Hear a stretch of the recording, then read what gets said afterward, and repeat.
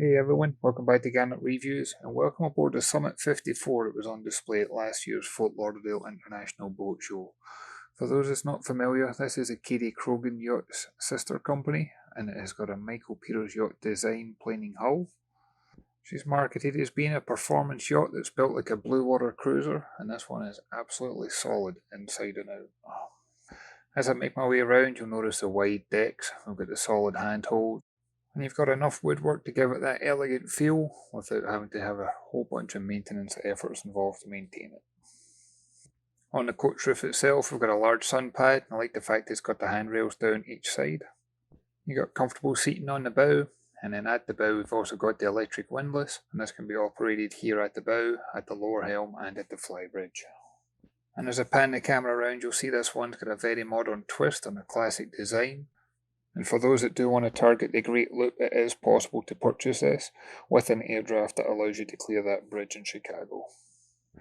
But in general, this one's got a length overall of 58 feet 5 inches.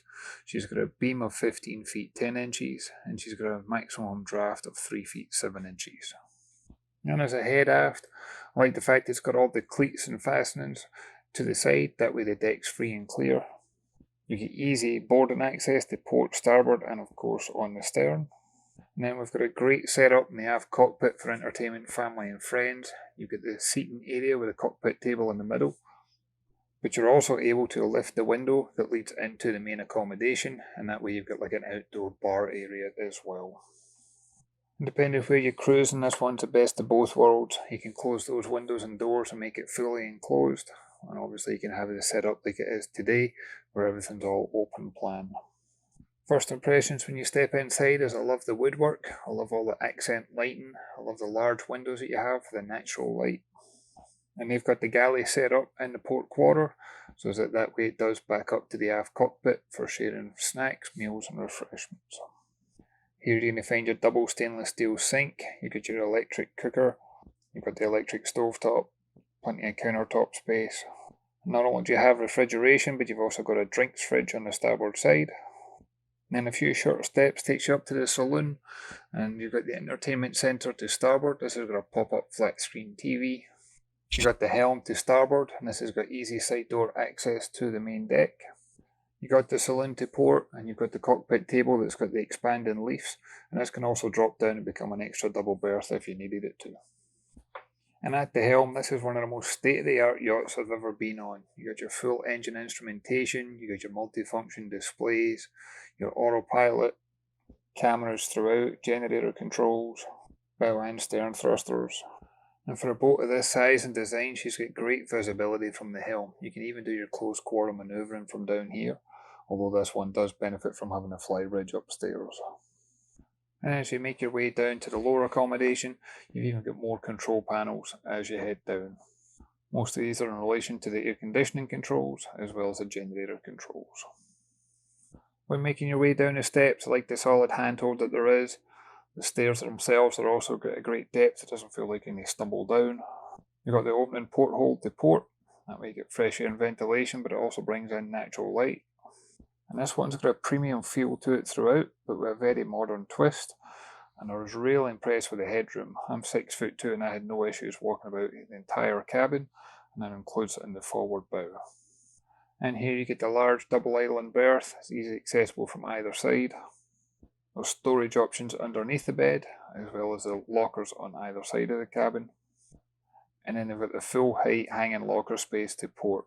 As this was a privately owned yacht, wasn't able to access all the storage compartments, but you still get a feel for just how practical this yacht is.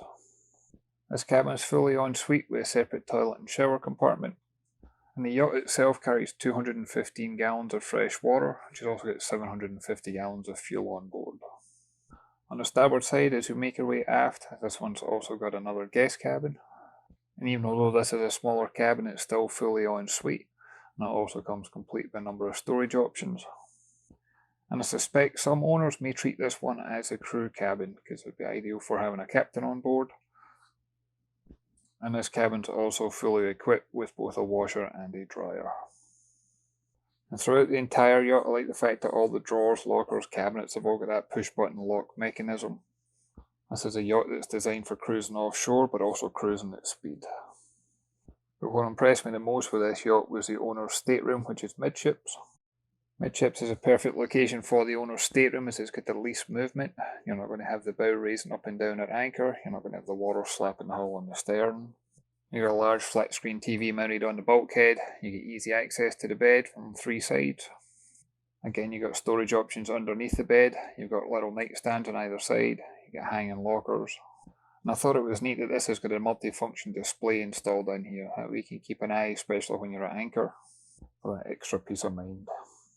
And as I zoom in close, take a look at the finish that's on the woodwork. They've obviously sourced the materials carefully, but they've also got a high level of craftsmanship whenever they're putting the yacht together.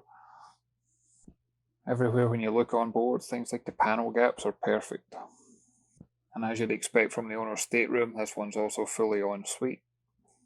You got the electric toilet to one side, you got the sink in the middle, and then you got the shower to port. And again, as I pan the camera around, you'll see my reflection in the mirror, but it gives you an indication of just how much headroom's available on this yacht. And you'll notice in the shower section, this one's also got a little bench seat moulded into the fiberglass, as well as ample storage for your toiletries and personal belongings. And as I make my way back through the yacht, I was able to show you the engine compartment on board. Normally the engine room's not accessible whenever you're on these boats at the boat show, but Kadey-Krogen went above and beyond to allow me full access on both the Flybridge and the engine room. And remember, this yacht was designed for offshore cruising. You can see how well the passages are as you make your way from bow to stern.